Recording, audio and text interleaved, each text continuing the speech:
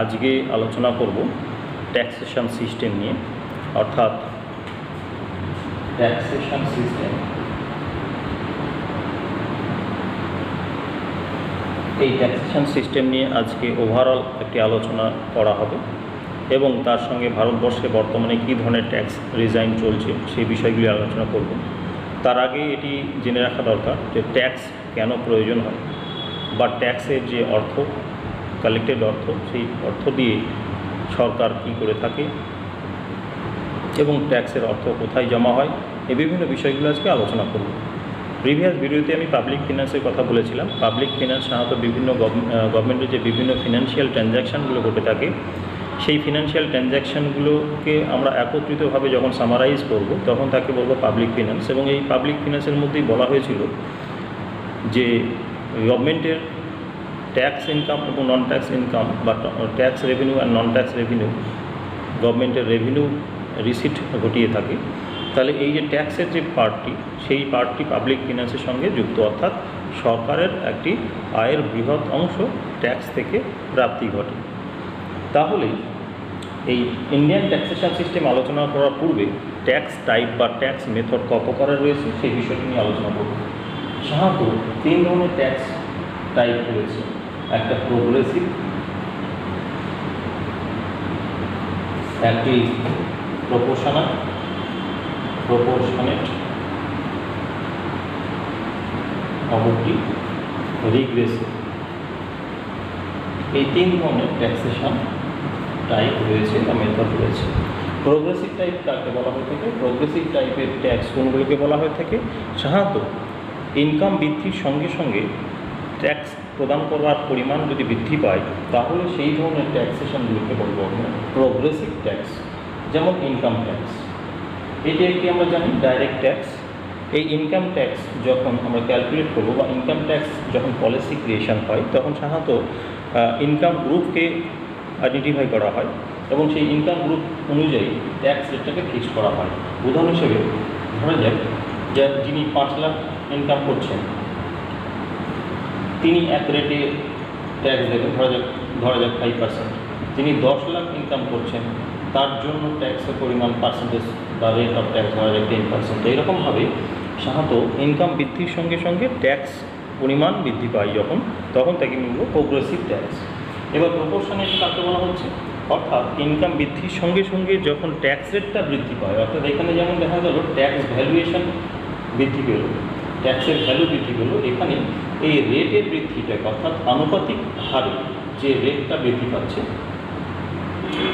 Rate of tax যখন আনুপাতিক হারে বৃদ্ধি পায় তখন তাকে বলবো প্রপোর্শনেট। এটাকেও ইনকাম ট্যাক্সের উদাহরণ দিয়ে বোঝানো যেতে পারে। যেমন এখানে দেখা হলো 5% লোয়ার ইনকাম গ্রুপকে দিতে হচ্ছে, হায়ার ইনকাম গ্রুপকে 10% দিতে হচ্ছে। এরকমভাবে রেটটা চেঞ্জ হয়, অর্থাৎ অনুপাতে আর ইনকাম যে পরিমাণে বৃদ্ধি পাবে সেই অনুপাতে ট্যাক্স রেটটাকেও বৃদ্ধি করা হবে। এটাকে বলা হয় প্রপোর্শনেট। অপরদিকে রিগ্রেসিভ কাকে বলা হয়ে থাকে? রিগ্রেসিভ হচ্ছে লো ইনকাম বা হাই ইনকামের ব্যাপার নয়, সকলকেই একই হারে অর্থাৎ ফিক্স রেটে তাকে ট্যাক্স প্রোভাইড করতে হবে। যেমন এখানে ভারতবর্ষের ক্ষেত্রে ইনডাইরেক্ট ট্যাক্স, অর্থাৎ যার ইনকাম 500 টাকা তাকেও একই হারে ট্যাক্স দিতে হবে, অর্থাৎ তাকে একই হারে জিএসটি দিতে হবে। অপরদিকে যার ইনকাম 10 লাখ টাকা তাকেও একই হারে জিএসটি রেট দিতে হবে, বা ইনডাইরেক্ট ট্যাক্স যেগুলো পে করতে হয় সেই হারটি তাদের সকলের ক্ষেত্রেই একই হবে। এই জন্য একে বলা হচ্ছে রিগ্রেসিভ ট্যাক্সেশন।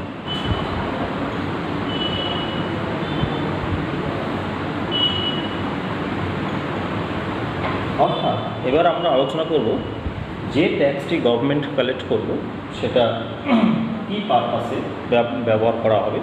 গভর্নমেন্ট সাধারণত কী করে থাকে? বিভিন্ন ওয়েলফেয়ার স্কিম বা বলা যেতে পারে ইনফ্রাস্ট্রাকচার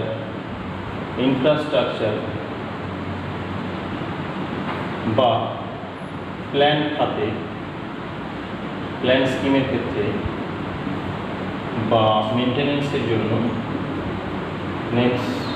এই বিভিন্ন পারপাসে গভর্নমেন্ট এই ট্যাক্স রেভিনিউ বা ট্যাক্স প্রসিডসটিকে ব্যয় করে থাকে। এখন ভারতবর্ষের ক্ষেত্রে যে ট্যাক্স কালেক্ট হয়ে থাকে, ভারতবর্ষের যে কনস্টিটিউশন রয়েছে সেই কনস্টিটিউশনে ট্যাক্সেশন সিস্টেমটিকে একটি ফেডারেল স্ট্রাকচারে পরিণত করা হয়েছে বা ফেডারেল স্ট্রাকচারে রূপদান করা হয়েছে। কীরকমভাবে? সেটি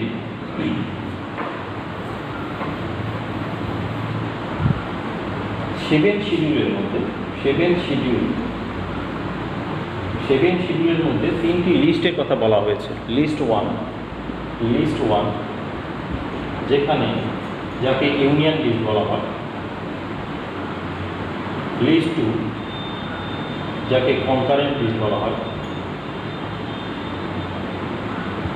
লিস্ট 3 যাকে স্টেট লিস্ট বলা হয়।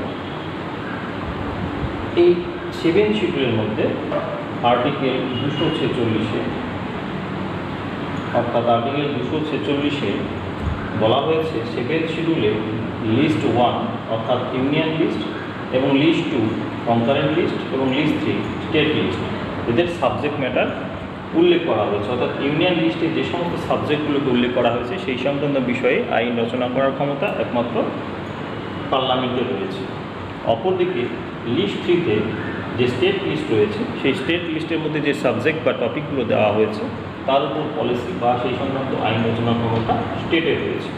এবার লিস্ট 2, এই লিস্ট 2 সাধারণত কনকারেন্ট লিস্ট বলা হয়। এখানে যে টপিকগুলো দেওয়া হয়েছে বা যে সাবজেক্টগুলো দেওয়া হয়েছে সেই সাবজেক্টগুলো নিয়ে আইন রচনা করতে রাজ্য বা রাজ্যের বিধানসভা বা পার্লামেন্ট উভয়ই এক্ষেত্রে আইন রচনা করতে পারবে।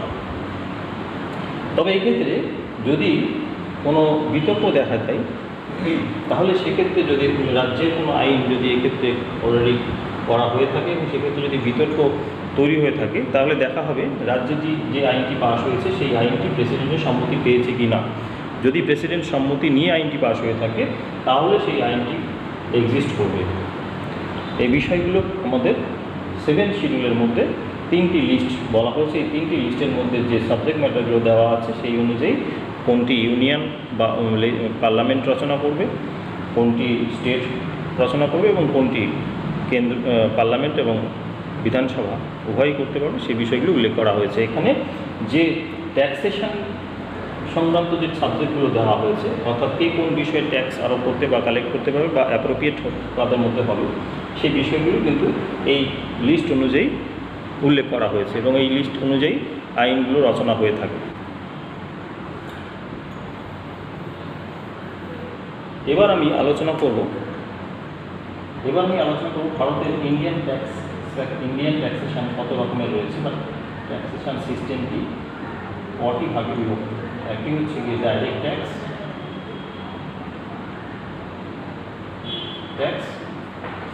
একটি হচ্ছে ইনডাইরেক্ট ট্যাক্স। ডাইরেক্ট ট্যাক্স অর্থাৎ ইন্ডিভিজুয়াল পার্সনকে বা কর্পোরেট বডিকে সরাসরি গভর্নমেন্টকে প্রোভাইড করতে হয়। অপরদিকে ইনডাইরেক্ট ট্যাক্স সাধারণত কী হয়, পরোক্ষভাবে সরকারকে প্রদান করতে হয়। এগুলো উদাহরণ হিসেবে যেমন জিএসটির কথা বলা যেতে পারে, এদিকে উদাহরণ হিসেবে বলা যেতে পারে ইনকাম ট্যাক্স বা কর্পোরেট ট্যাক্স, ওয়েলথ ট্যাক্স এগুলোকে বলা যেতে পারে। অর্থাৎ এক্ষেত্রে ইন্ডিভিজুয়াল পার্সন সাধারণত কী করবে, তিনি যখন কনজামশন করে থাকবেন, কোনো প্রোডাক্ট পারচেস করবেন, সেই প্রোডাক্টের সঙ্গে জিএসটি ধরা থাকে এবং তিনি যখন প্রাইস প্রোভাইড করবেন সেই প্রাইসের মধ্যে জিএসটিটা তাকে প্রদান করতে হয় এবং সেই জিএসটি তখন যিনি বিজনেসম্যান থাকেন বা বিজনেস পার্সন থাকেন তিনি কী করবেন, তিনি গভর্নমেন্টের ঘরে সেটি জমা দেবেন। অর্থাৎ পরোক্ষভাবে এটি গভর্নমেন্টের ঘরে পৌঁছে যায়। আর এক্ষেত্রে ইন্ডিভিজুয়াল পার্সন সরাসরি গভর্নমেন্টকে এটি প্রদান করে থাকেন। এই জন্য একে ডাইরেক্ট বলা হয়, একে ইনডাইরেক্ট বলা হয়। ভারতবর্ষের ট্যাক্সেশন সংক্রান্ত যে সমস্ত আইনগুলো রয়েছে সেটি ডাইরেক্ট ট্যাক্স হোক বা ইনডাইরেক্ট ট্যাক্স হোক, সেই আইনগুলি রচনা করবার ক্ষেত্রে অথরিটি বিধানসভা বা পার্লামেন্ট কোথা থেকে পেয়েছে সেই বিষয়গুলি আমরা জানব ভারতীয় সংবিধানে একাধিক আর্টিকেল আলোচনার মধ্যে দিয়ে। Constitutional provision regarding taxation. এই কনস্টিটিউশনাল প্রভিশন কী কী রয়েছে ভারতবর্ষের ট্যাক্সেশনের ক্ষেত্রে সেটি আমরা আলোচনা এক এক করে করব। যেখানে আর্টিকেল 246 এখানে বলা হয়েছে যে ক্লজ 1-এ বলা হয়েছে পার্লামেন্ট ইউনিয়ন লিস্টের উপরে অর্থাৎ ইউনিয়ন লিস্টে যে সাবজেক্টগুলো বলা হয়েছে সেই সাবজেক্ট বিষয়ে পার্লামেন্ট আইন রচনা করবে। ক্লজ 2-তে বলা হয়েছে পার্লামেন্ট অ্যান্ড স্টেট কনকারেন্ট লিস্টের উপরে বা কনকারেন্ট লিস্টের যে টপিকগুলো রয়েছে সেগুলোর বিষয়ে আইন রচনা করবে। অর্থাৎ এক্ষেত্রে পার্লামেন্ট এবং স্টেট যে লেজিসলেচার তাদের উভয়ের ক্ষমতা প্রদান করা হয়েছে। 3-তে বলা হয়েছে কি স্টেট লেজিসলেচার কী করবে, স্টেট লিস্টের টপিকের উপর আইন রচনা করবে। এটি প্রথম ট্যাক্স আরোপ করার ক্ষেত্রে বা লেভি করার ক্ষেত্রে প্রথম সাংবিধানিক যে বৈধতা সেই সাংবিধানিক বৈধতা প্রদান করা হয়েছে। এর সঙ্গে সংযুক্ত আর্টিকেল 265 খুব গুরুত্বপূর্ণ, কারণ এখানে বলা হয়েছে একমাত্র ট্যাক্স তারাই আরোপ করতে পারবেন বা ট্যাক্স সংক্রান্ত বিষয়ে আইন রচনা করতে পারবেন যাদের অথরিটি রয়েছে, যাদের সংবিধান অথরিটি প্রদান করেছে, অর্থাৎ অথরিটি অফ ল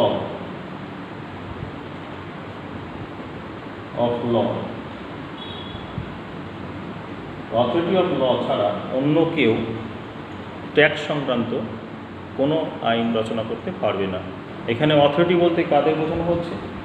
এই অথরিটি বলতে এখানে দেখা যাচ্ছে পার্লামেন্ট অথরাইজড করা হয়েছে ইউনিয়ন লিস্ট সংক্রান্ত বিষয়ে আইন রচনা করার ক্ষেত্রে, স্টেটকে অথরাইজ করা হয়েছে স্টেট লিস্টের উপরে আইন রচনার ক্ষেত্রে। সুতরাং 65-র যে অথরিটি অফ ল সেটি 246-এর দ্বারা ব্যাখ্যা হয়েছে। অপরদিকে আর্টিকেল 246A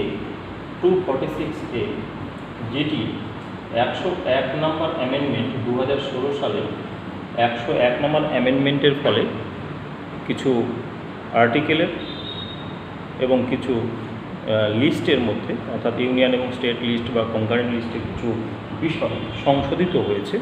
তার মধ্যে আর্টিকেল 246-এর সঙ্গে সংযুক্ত হয়েছে। এতে কি বলা হয়েছে? আর্টিকেল 246-এ যেমন বলা হয়েছিল যে কোনো ধরনের ট্যাক্সের আরোপের বিষয়ে কার কোন অথরিটি রয়েছে সেই বিষয়টি আর্টিকেল 246A-তে বলা হয়েছে জিএসটি সংক্রান্ত বিষয়ে কে কোন বিষয়ে আইন রচনা করতে পারবে সেই বিষয়টি 246A-তে সংযুক্ত করা হয়েছে। আর্টিকেল 248 এই আর্টিকেল 248-এ যে বিষয়গুলি রয়েছে সেটি হচ্ছে রেসিডুয়ারি পাওয়ার, অর্থাৎ এই লিস্ট কনকারেন্ট লিস্টের মধ্যে কোন যে টপিক নেই, অর্থাৎ এই লিস্টের মধ্যে এই দুটো লিস্টের মধ্যে যে টপিকগুলো নেই বা যে সাবজেক্ট ম্যাটারগুলো উল্লেখ করা হয়নি সেই সংক্রান্ত বিষয়ে আইন রচনার ক্ষমতা পার্লামেন্টে রয়েছে। অর্থাৎ আর্টিকেল 248 পার্লামেন্টকে এম্পাওয়ার করেছে রেসিডুয়ারি পাওয়ারগুলোর ক্ষেত্রে, অর্থাৎ রেসিডুয়ারি যে সমস্ত টপিক বা সাবজেক্টগুলো আছে যেগুলো সাধারণত লিস্টের মধ্যে নেই, লিস্টের বাইরে রয়েছে, সেগুলো বিষয়ে আইন রচনার ক্ষমতাও কিন্তু পার্লামেন্টকে প্রদান করা হয়েছে।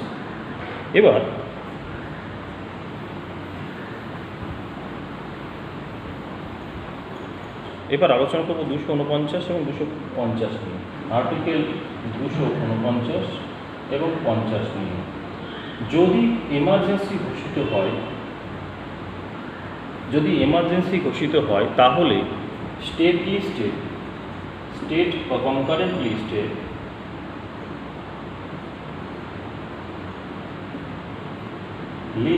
যাবতীয় সাবজেক্টের উপরে আইন রচনার ক্ষমতা দেওয়া হয়েছে পার্লামেন্টের হাতে। অর্থাৎ এই ক্ষেত্রে স্টেট লেজিসলেচারের কোনো ভূমিকা থাকে না। অর্থাৎ যখন এমার্জেন্সি ঘোষিত হয় তখন পার্লামেন্টের হাতে বিশেষ ক্ষমতা দেওয়া হয়। স্টেট লিস্টের মধ্যে যে সমস্ত সাবজেক্টগুলো উল্লেখ করা হয়েছে, যেগুলো আগে বিধানসভা দ্বারা আইন রচিত হতো, সেগুলো তখন বিধানসভা করতে পারে না, সেই বিষয়ে আইন রচনার ক্ষমতা দেওয়া হয়েছে পার্লামেন্ট। এখন আলোচনা করব আর্টিকেল 268 নিয়ে।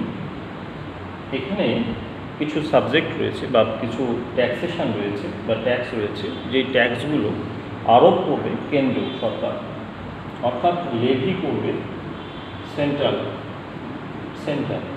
অ্যান্ড কালেক্ট অ্যান্ড অ্যাপ্রোপ্রিয়েট হবে, অ্যাপ্রোপ্রিয়েট করবেন কে স্টেট। অর্থাৎ আর্টিকেল 268-তে এমন কিছু সাবজেক্টের কথা বলা হয়েছে বা এমন কিছু ট্যাক্সের কথা বলা হয়েছে যে ট্যাক্সগুলো আরোপ করবে কেন্দ্র, কিন্তু ভোগ করবে এবং সংগ্রহ করবে রাজ্য। কেন্দ্র সেক্ষেত্রে ভোগ করবে না। উদাহরণ এখানে যেমন এক্সাইজ ডিউটি কার এক্সাইজ ডিউটি? মেডিসিনাল, সিনাল অ্যান্ড টয়লেট প্রিপারেশন, এই বিষয়ের উপরে যে ট্যাক্স আরোপ করার দায়িত্ব, সেই ট্যাক্স আরোপ করার দায়িত্ব থাকে সেন্ট্রাল গভর্নমেন্টের, এবং ভোগ এবং সংগ্রহ করার বিষয়টি থাকে রাজ্য সরকারের হাতে। এবার আলোচনা করব 268A। কি বলা হয়েছে 268A তে? এখানে সার্ভিস ট্যাক্সের কথা বলা হয়েছে। এই সার্ভিস ট্যাক্সটি যদিও বর্তমানে জিএসটির সঙ্গে মার্জ হয়ে গেছে, এটি 2016 সাল থেকে জিএসটির পার্ট হিসেবে সংযুক্ত হয়েছে। এটি পূর্বে সাধারণত সার্ভিস ট্যাক্সটি লেভি বা আরোপ করত কেন্দ্র, এবং সেটি রাজ্য এবং কেন্দ্রের মধ্যে বন্টন হতো। আর্টিকেল এবার আলোচনা করব আর্টিকেল 269 নিয়ে, যেখানে বলা হয়েছে লেভি অ্যান্ড কালেকশনের দায়িত্ব রয়েছে কার হাতে? সেন্ট্রালের হাতে, কিন্তু অ্যাসাইন হবে কার মধ্যে? অ্যাসাইন হবে স্টেটের নিকট। অর্থাৎ এই ধরনের ট্যাক্সগুলো কেন্দ্র আরোপ করবে এবং সংগ্রহ করবে এবং ভোগ করবে হচ্ছে রাজ্য সরকার। তাহলে এই ধরনের উদাহরণ কি? ইন্টারস্টেট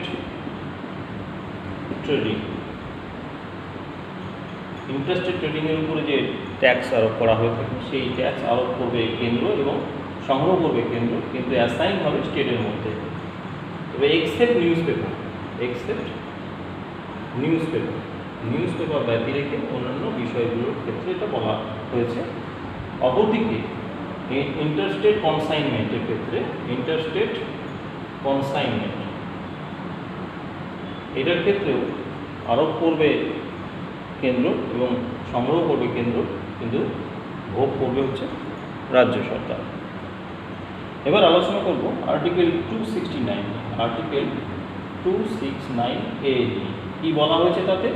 এতে আর্টিকেল 269A-তে বলা হয়েছে, যদিও এই আর্টিকেলটি পরে সমৃদ্ধ হয়েছে 2016 সালে যখন জিএসটি ভারতবর্ষে আসে, এবং সেই জিএসটি 101 নম্বর অ্যামেন্ডমেন্ট অ্যাক্টের মধ্যে দিয়ে যখন ভারতবর্ষে চালু হয়, সেই সময় 269A এই আর্টিকেলটি ভারতীয় সংবিধানে সংযুক্ত হয়, এবং যেখানে বলা হয়েছে জিএসটি নিয়ে যে জিএসটি আরোপ করা এবং সংগ্রহ করার দায়িত্ব থাকবে কেন্দ্রের হাতে, অর্থাৎ সেন্টারের হাতে থাকবে, এবং ডিস্ট্রিবিউশন হবে কার মধ্যে? সেন্টার অ্যান্ড স্টেটের মধ্যে। এটি আর্টিকেল 269A-তে উল্লেখ করা হয়েছে। এবার আলোচনা করব আর্টিকেল 270 নিয়ে।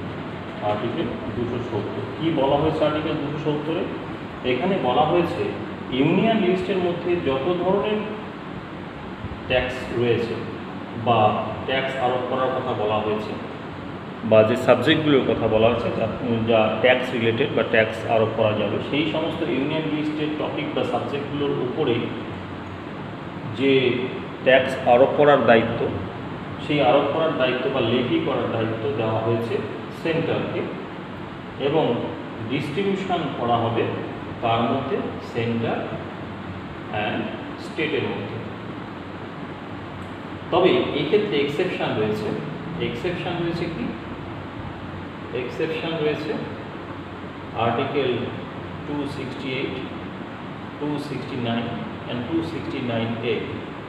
ইউনিয়ন লিস্টের মধ্যে যে সাবজেক্টগুলোর সঙ্গে আর্টিকেল 268, 269 এবং 269A সংযুক্ত রয়েছে সেই বিষয়গুলি বাদ দিয়ে অন্যান্য যে ট্যাক্সগুলো, সেই অন্যান্য ট্যাক্সগুলো আরোপ করবে কেন্দ্র সরকার এবং সেটি ডিস্ট্রিবিউশন হবে কেন্দ্র এবং রাজ্যের মধ্যে। আর্টিকেল 271 নিয়ে আলোচনা করব। কি বলা হয়েছে এতে? এতে বলা হয়েছে সারচার্জের কথা, অর্থাৎ যে ট্যাক্সগুলো কেন্দ্রীয় সরকার আরোপ করছে সেই ট্যাক্সগুলোর উপরে সারচার্জ আরোপ করার অধিকার কেন্দ্রের রয়েছে, তবে সেটি সেন্ট্রাল গভর্নমেন্টের উদ্দেশ্যেই সেটি ব্যয় হবে বা এটি সম্পূর্ণভাবে কনসলিডেটেড ফান্ড অফ ইন্ডিয়াতে চলে যাবে, ফান্ড অফ ইন্ডিয়াতে জমা হবে। অর্থাৎ সেন্টার সেটি আরোপ করবে, আরোপ করার পরে সেটি সংগ্রহ করবে এবং সেটি কনসলিডেটেড ফান্ড অফ ইন্ডিয়ার মধ্যে সঞ্চয় রাখবে এবং পরবর্তীকালে সেন্টার সেটি ভোগ করবে বা সেটি ব্যয় করবে। এবার আলোচনা করব আর্টিকেল 273 নিয়ে। অর্থাৎ এটি সাধারণত গ্র্যান্ট ইন এডের কথা বলা হয়েছে। গ্র্যান্ট ইন এড কিসের গ্র্যান্ট ইন এড? সাধারণত জুট অ্যান্ড জুট প্রোডাক্টসের যে এক্সপোর্ট ডিউটি, সেই এক্সপোর্ট ডিউটির উপরে গ্র্যান্ট ইন এডের কথা বলা হয়েছে। কিছু স্পেসিফিক স্টেটকে গ্র্যান্ট প্রদান করা হয়ে থাকে। 4টি স্টেট সাধারণত রয়েছে, সেই 4টি স্টেটের মধ্যে আমাদের পশ্চিমবঙ্গও রয়েছে, তাদেরকে গ্র্যান্ট ইন এড প্রদানের কথা বলা হয়েছে। এবার আলোচনা করব আর্টিকেল 276 অ্যান্ড 286। এটি সাধারণত সম্পূর্ণ স্টেট গভর্নমেন্টের এখতিয়ারভুক্ত, অর্থাৎ এক্ষেত্রে স্টেট গভর্নমেন্ট স্টেট লিস্টের মধ্যে যে সমস্ত সাবজেক্টগুলো রয়েছে, স্টেট লিস্টের যে সাবজেক্টগুলো রয়েছে, স্টেট লিস্টের সাবজেক্টগুলো অনুযায়ী স্টেট ট্যাক্স লেভি করবে, কালেক্ট করবে অ্যান্ড ভোগ করবে, দ্যাট মিন রিটেন করবে, রাখবে। অর্থাৎ এক্ষেত্রে স্টেট লিস্টভুক্ত যে সাবজেক্টগুলো রয়েছে তার মধ্যে যে ট্যাক্স রিলেটেড আইটেমগুলো রয়েছে বা ট্যাক্স রিলেশন যাদের সঙ্গে রয়েছে সেই সমস্ত ক্ষেত্রে ট্যাক্স আরোপ করার ক্ষমতা রাজ্যের থাকবে, কালেকশন করার ক্ষমতাও রাজ্যের থাকবে এবং রাজ্যের কনসলিডেটেড ফান্ড অফ স্টেট তার মধ্যেই ওই প্রসিডটা অন্তর্ভুক্ত হবে। তাহলে এখানে উদাহরণ কী কী দেওয়া যেতে পারে? কোন ধরনের ট্যাক্সগুলোকে সাধারণত স্টেট গভর্নমেন্ট আরোপ করতে পারে বা সংগ্রহ এবং ভোগ করতে পারে? Number 1, land revenue. Number 2, estate duty on agri land, estate duty on agri land. এছাড়া রয়েছে প্রফেশনাল ট্যাক্স, পি ট্যাক্স যেটাকে বলা হয়। এছাড়া রয়েছে লোকাল বডির যে টোল ট্যাক্স, সেটি রাজ্যের কনসলিডেটেড ফান্ড অফ স্টেটের আন্ডারে এটি ঢুকবে বা সেটি তার মধ্যে সঞ্চিত হবে। এছাড়া আর কী কী রয়েছে? এছাড়া আর রয়েছে সাধারণত স্ট্যাম্প ডিউটি, যেটিকে বলা হয় stamp duty on documents, stamp duty on documents. এই ধরনের যে ট্যাক্সগুলো, সেই ট্যাক্সগুলো আরোপ করার ক্ষমতা বা ট্যাক্স লেভি করার ক্ষমতা স্টেটের রয়েছে এবং সেটি কালেক্ট করার ক্ষমতাও তার রয়েছে, উপরন্তু সেটি ভোগ করার ক্ষমতাও রাজ্যের হাতে রয়েছে। এটি কোন আর্টিকেল বলা হয়েছে? আর্টিকেল 276 এবং 286 নম্বর আর্টিকেলের মধ্যে এটি বলা হয়েছে। তার আলোচনা করব আর্টিকেল 279A, যেটি 101 নম্বর অ্যামেন্ডমেন্ট অ্যাক্টের মধ্যে দিয়ে ভারতীয় সংবিধানে সংযুক্ত হয়েছে। কি বলা হয়েছে তাতে? এখানে বলা হয়েছে জিএসটি কাউন্সিল গঠনের কথা, এবং জিএসটি কাউন্সিলের কী ফাংশন হবে, তার বডিতে কে কে থাকবে, সেই বিষয়গুলো 279A নম্বর ধারাতে বলা হয়েছে। তাহলে এতক্ষণ পর্যন্ত আমরা ভারতীয় সংবিধানের বিভিন্ন আর্টিকেলগুলো আলোচনা করলাম, যার মধ্যে কোন ট্যাক্স সেন্ট্রাল গভর্নমেন্ট আরোপ করবে এবং কোন ট্যাক্স স্টেট গভর্নমেন্ট আরোপ করবে সেই বিষয়গুলো স্পষ্টভাবে উল্লেখ করে দেওয়া হয়েছে। Indian tax system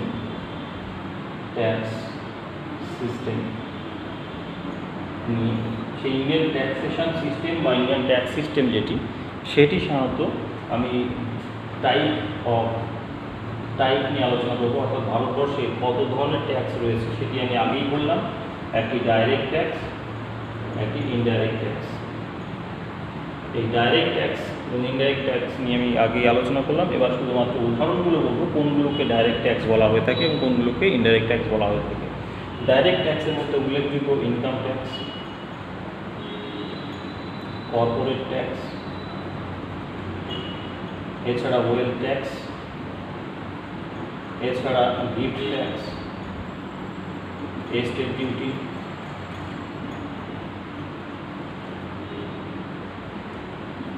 fringe benefit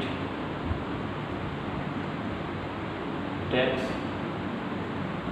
এই ধরনের ট্যাক্সগুলোকে বলা হয় ডাইরেক্ট। এছাড়াও কিছু ট্যাক্স রয়েছে যেমন ম্যাট, মিনিমাম অল্টারনেটিভ ট্যাক্স, এছাড়া রয়েছে ট্যাক্স অন এক্সপেন্ডিচার, এছাড়া রয়েছে ট্যাক্স অন ইন্টারেস্ট। এরকম একাধিক ডাইরেক্ট ট্যাক্স রয়েছে, তার মধ্যে গুরুত্বপূর্ণ ট্যাক্স ইনকাম ট্যাক্স এবং কর্পোরেট ট্যাক্স। এই ট্যাক্সগুলি উইথড্রন হয়েছে, অর্থাৎ এই ট্যাক্সগুলি বর্তমানে ভারতবর্ষে চালু নেই। ইনডাইরেক্ট ট্যাক্স কোনগুলি বলা হয়ে থাকে? ইনডাইরেক্ট ট্যাক্স সাধারণত এক্সাইজ ডিউটি,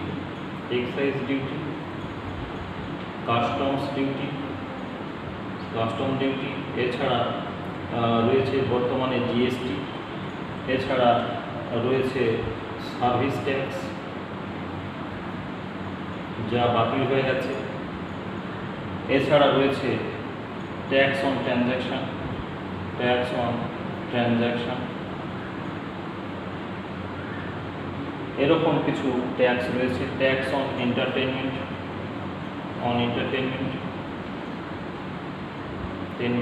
এই ধরনের ট্যাক্সগুলো হচ্ছে ইনডাইরেক্ট ট্যাক্স বলা হয়। একদিকে যেমন ডাইরেক্ট ট্যাক্স এবং ইনডাইরেক্ট ট্যাক্স আলোচনা করা হলো, এগুলো খুব কমন ট্যাক্স। এছাড়াও কিছু ট্যাক্স রয়েছে যেগুলো সাধারণত পরীক্ষাতে এসে থাকে হঠাৎ করে। যেমন একটি হচ্ছে পিগোভিয়ান ট্যাক্স। কী সেটি? পিগোভিয়ান ট্যাক্স বলে সাধারণত বলা হয় যে পলিউশনের উপর যে ট্যাক্সটি আরোপ করা হয়, পলিউশন ট্যাক্স, অর্থাৎ পলিউশন নিয়ন্ত্রণ করবার জন্য এই ট্যাক্সটি আরোপ করা হয়ে থাকে। অপরদিকে আরেকটি ট্যাক্স রয়েছে, সেটি বলা হয় টোবিন ট্যাক্স। এটি সাধারণত কী হয়? এই কোন ধরনের ট্যাক্সগুলোকে টোবিন ট্যাক্স বলা হয়ে থাকে?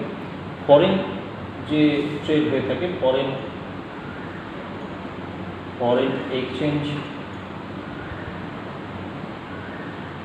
ট্যাক্স, অর্থাৎ ফরেন এক্সচেঞ্জ ট্রানজ্যাকশান সাধারণত হয়ে থাকে। সেই ফরেন এক্সচেঞ্জ ট্রানজ্যাকশানের উপর যে ট্যাক্স আরোপ করা হয়ে থাকে তাকে বলা হয় টোবিন ট্যাক্স।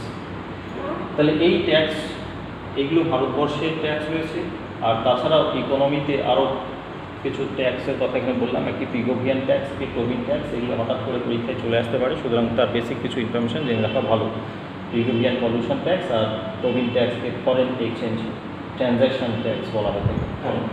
ডাইরেক্ট ট্যাক্স যে বিষয়গুলি রয়েছে, সেই ডাইরেক্ট ট্যাক্স বিষয়গুলিকে নিয়ন্ত্রণ করে থাকে এবং তার পলিসি ফরমেশন কীভাবে হয়, এটি সাধারণত সিবিডিটি, central board of direct tax, যেটির সঙ্গে ম্যানেজমেন্টের দায়িত্ব থাকে ইনকাম ট্যাক্স ডিপার্টমেন্ট। অর্থাৎ ডাইরেক্ট ট্যাক্স সংক্রান্ত কোনো পলিসি তৈরি করার ক্ষেত্রে, ডাইরেক্ট ট্যাক্স সংক্রান্ত যখন কোনো পলিসি রচনার প্রয়োজন হয়, তখন সেই ভূমিকা পালন করে থাকে ফিনান্স ডিপার্টমেন্টের গুরুত্বপূর্ণ একটি দপ্তর, সেটি হচ্ছে সিবিডিটি, অর্থাৎ central board of direct taxes. অপরদিকে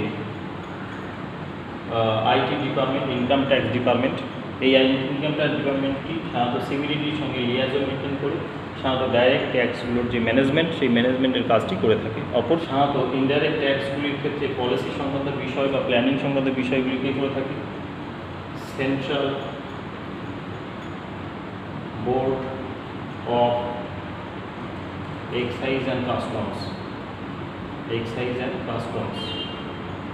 central board of excise and customs, যেটি বর্তমানে নামটা পরিবর্তন হয়েছে, যাকে বলা হয় এখন central board of indirect tax and customs. অর্থাৎ সেন্ট্রাল এই এক্সাইজ শব্দটি বাদ দিয়ে central board of indirect tax and customs নামটি হয়েছে। তারা পলিসি মেকিং সংক্রান্ত বিষয়ে প্ল্যানিংগুলো করে থাকে। এখন আলোচনা করব লাফার কার্ভ নিয়ে। লাফার কার্ভটি কি? অর্থাৎ tax rate and tax collected, অর্থাৎ ট্যাক্স টোটাল যে ট্যাক্স কালেকশন হয় তার সঙ্গে ট্যাক্স রেটের যে রিলেশনশিপ, সেই রিলেশনশিপকে লাফার কার্ভের মধ্যে দিয়ে প্রকাশ করা হয়। অর্থাৎ এই লাফার কার্ভ এবং ট্যাক্স রেট এবং ট্যাক্স কালেকশনের যে রিলেশনশিপ, সেটি আমরা যদি একটি গ্রাফের মধ্যে দিয়ে দেখাই তাহলে দেখা যাবে এই রকম ট্যাক্স অর্থাৎ রেভিনিউ যে গভর্নমেন্টের কালেকশন হয়ে থাকে, গভর্নমেন্ট রেভিনিউ যে কালেকশন হয়ে থাকে সেটি এই শেপে হয়ে থাকে। দ্যাট মিনস ট্যাক্স রেট, অর্থাৎ ট্যাক্স রেট যত বৃদ্ধি পাবে গভর্নমেন্ট রেভিনিউ তত বাড়তে থাকবে। এই রিলেশনশিপটি লাফার কার্ভের মধ্যে দিয়ে প্রকাশ করা হয়ে থাকে। এবার আলোচনা করব জিএসটি নিয়ে।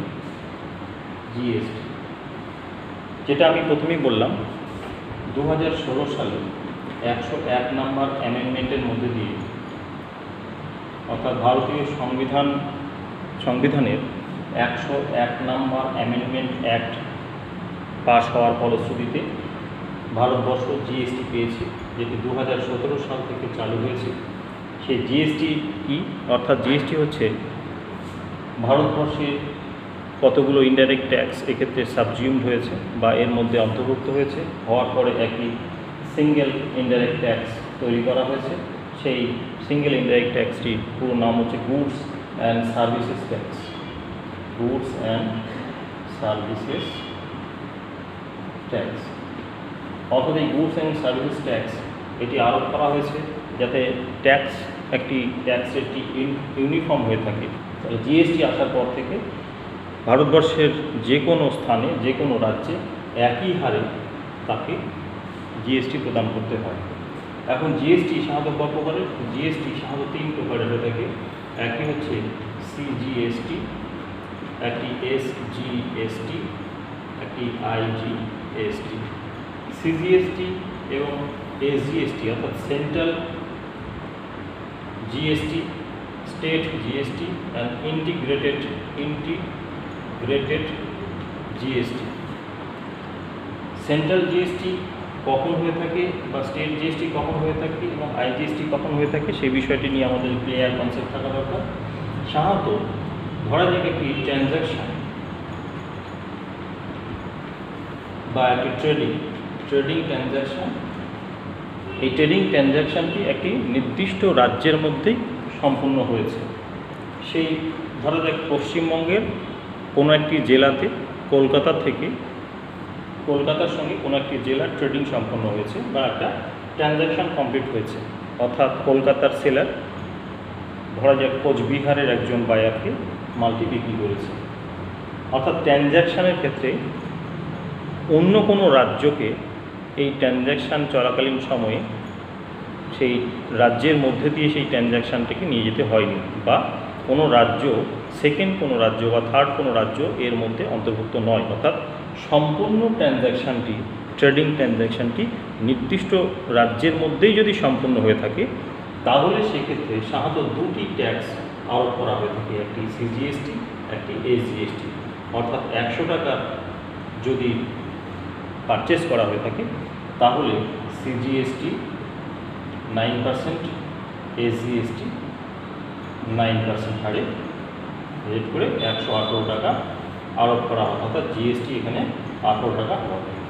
অর্থাৎ এক্ষেত্রে পৃথকভাবে উক্ত প্রোডাক্টের উপরে সেন্ট্রাল গভর্নমেন্টের জিএসটি কত হবে এবং স্টেট গভর্নমেন্টের জিএসটি কত হবে সেটি চাপানো হয়। চাপানোর পরে সেটি বিলটি ইনভয়েস আকারে প্রদান করা হয়ে থাকে।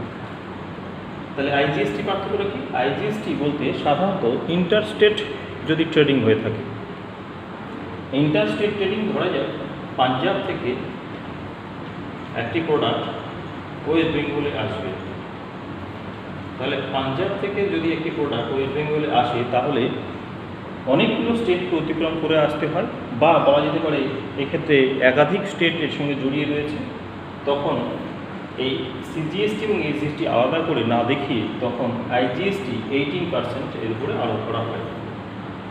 এক্ষেত্রে 18% এখানে মানে এখানে জাস্ট উদাহরণ হিসেবে 18% বা 9% দেখানো হচ্ছে। এবং 18% হারে যদি আইজিএসটি দেওয়া হয় তাহলে এখানে সেই আইজিএসটির অ্যামাউন্টটি কী হয়, সেন্ট্রাল গভর্নমেন্ট কালেক্ট করার পরে সেটি নির্দিষ্ট যে স্টেটে গিয়ে ট্রানজ্যাকশনটা কমপ্লিট হয়েছে, ধরা যাক ওয়েস্ট বেঙ্গলে সে কমপ্লিট হয়েছে, তাহলে ওয়েস্ট বেঙ্গলে 9% ওয়েস্ট বেঙ্গলে পরে ডিস্ট্রিবিউট করা হয়। অর্থাৎ এখানে ডেস্টিনেশন যে স্টেটটি, সেই ডেস্টিনেশন স্টেটকে 9% জিএসটি দেওয়া হবে। অর্থাৎ আইজিএসটি একবারে চাপানো হয়, অর্থাৎ 118 টাকা কাস্টমারকে দিতে হয়। এই যে 18 টাকা, সেই 18 টাকার একটা পার্ট স্টেট গভর্নমেন্ট সেন্ট্রাল গভর্নমেন্টের প্রাপ্তি ঘটে, আর বাকি 9% যে স্টেটে গিয়ে বা যে স্টেট সেই প্রোডাক্টটির ডেস্টিনেশন হিসেবে বিবেচিত হবে, সেই স্টেট বাকি অংশটুকু জিএসটি অংশটুকু পাবে।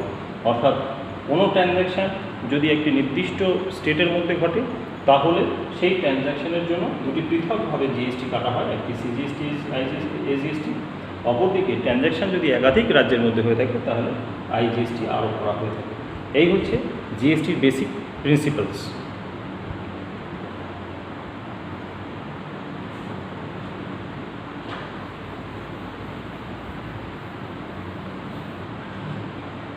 এবার আলোচনা করব জিএসটির মধ্যে সাবজিউমড হয়েছে কোন ট্যাক্সগুলো।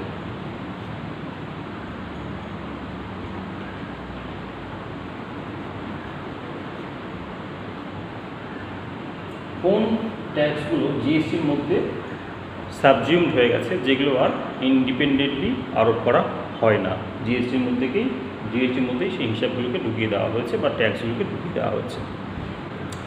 এবার আলোচনা করব জিএসটির মধ্যে কোন ট্যাক্সগুলো সাবজিউমড হয়েছে।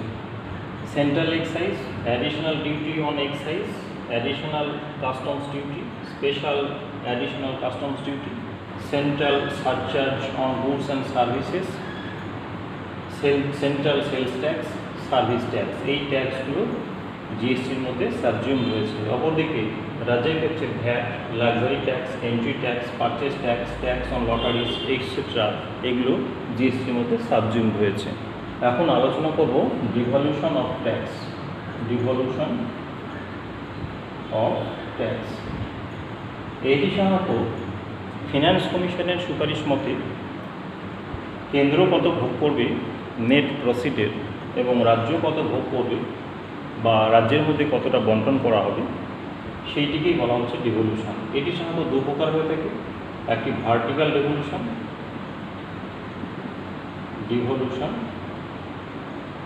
একটি হরাইজন্টাল ডিভলিউশন।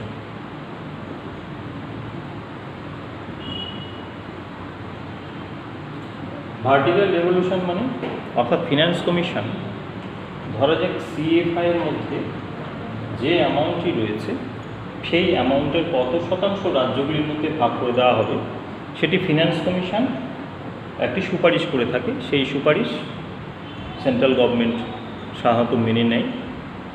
তো সেই অনুযায়ী যে ডেভলিউশনটা, যে বন্টনটা হয়ে থাকে সেটিকে বলা হয় ভার্টিক্যাল, অর্থাৎ সেন্টার টু স্টেট। এই যে বন্টনটি, এই বন্টনটিকে বলা হচ্ছে ভার্টিক্যাল। অর্থাৎ এক্ষেত্রে 41% টোটাল যে নেট প্রফিট হয় সেই নেট প্রফিট তার 41% সেন্ট্রাল গভর্নমেন্ট স্টেট গভর্নমেন্টগুলোকে দিয়ে থাকে। বর্তমানে 28টি স্টেট গভর্নমেন্ট রয়েছে, তাহলে 28টি স্টেট গভর্নমেন্টের মধ্যে 41% শেয়ার অফ নেট প্রফিটস, যেটিকে ট্যাক্স ইনকাম বলা হয়ে থাকে, সেটি বন্টন করা হয়ে থাকে। হরাইজন্টাল ডেভলিউশন কাকে বলা হয়ে থাকে, সাধারণত এই যে 41% যে ডেভলিউশনটা হলো ভার্টিক্যালি, সেই 41% ডেভলিউশনটি এবার রাজ্যগুলির মধ্যে 28টি রাজ্যের মধ্যে কীভাবে ভাগ করা হবে সেইটিকে বলা হয় হরাইজন্টাল ডেভলিউশন। অর্থাৎ এ বি সি ডি এরকম করে 28টি রাজ্য রয়েছে, সেই 28টি রাজ্য এই 41% কত শতাংশ সেই রাজ্যগুলি প্রত্যেকে পাবে, সেইটি যে বন্টন নীতি বা সেইটি যে বন্টন পদ্ধতি, সেটিকে বলা হয় হরাইজন্টাল ডেভলিউশন। এই হরাইজন্টাল রেভলিউশনটা কীভাবে হবে সেই সংক্রান্ত বিষয় কিন্তু ফিনান্স কমিশন কিছু নির্দেশিকা দিয়েছে। যেমন যে বিষয়গুলোকে গুরুত্ব দেওয়া হয়ে থাকে বন্টনের ক্ষেত্রে সেগুলি হলো যে 41% যে ট্যাক্স ডেভলিউশন ভার্টিক্যালি হলো সেন্ট্রাল গভর্নমেন্ট স্টেট গভর্নমেন্টগুলোকে দেবে, সেই 41% এবার এই যে ABC নামক যে স্টেটগুলো এখানে রয়েছে, ধরা যাক 28টি স্টেট, 28টি স্টেট কে কত পার্সেন্ট এই 41-এর মধ্যে পাবে সেই বিষয়গুলি কীভাবে নির্ধারিত হবে সেই সংক্রান্ত বিষয়েও ফিনান্স কমিশন নির্দেশিকা দিয়েছে, অর্থাৎ ওয়েটেজ প্রদান করেছে। ইনকাম ডিস্টেন্স, অর্থাৎ ধরা যাক একটি স্টেটের XYZ নামক 3জন ব্যক্তি রয়েছে, এই XYZ 3জন ব্যক্তির মধ্যে কারো ইনকাম 100 টাকা, কারো ইনকাম 50 টাকা, কারো ইনকাম 5 লাখ টাকা। অর্থাৎ এই যে আনইকুয়ালিটি বা ইনকাম ডিস্টেন্স, সেই ইনকাম ডিস্টেন্সকে ওয়েটেজ সব থেকে বেশি দেওয়া হয়েছে 45%। পপুলেশান, অর্থাৎ কোনো রাজ্যের পপুলেশান কতটা সেই বিষয়ের উপরে ওয়েটেজ দেওয়া হয়েছে 15%। ফরেস্ট এবং ইকোলজি কভার কতটা রয়েছে তার উপর 10। Demographic performance 12.5 and tax effort 2.5। অর্থাৎ এক্ষেত্রে যে নির্দেশিকাগুলো দেওয়া হয়েছে এই নির্দেশিকাগুলোকে ফলো করা হয়, এই ফলো করে যে রাজ্যের পারফরমেন্স বেটার সেই রাজ্য বেশি পরিমাণে রেভলিউশনটা সেই রাজ্যের প্রাপ্তি ঘটে, বা 41% বেশি শতাংশ তাদের প্রাপ্তি ঘটে থাকে। এই পদ্ধতিতেই সাধারণত হরাইজন্টাল রেভলিউশনটা ঘটে থাকে।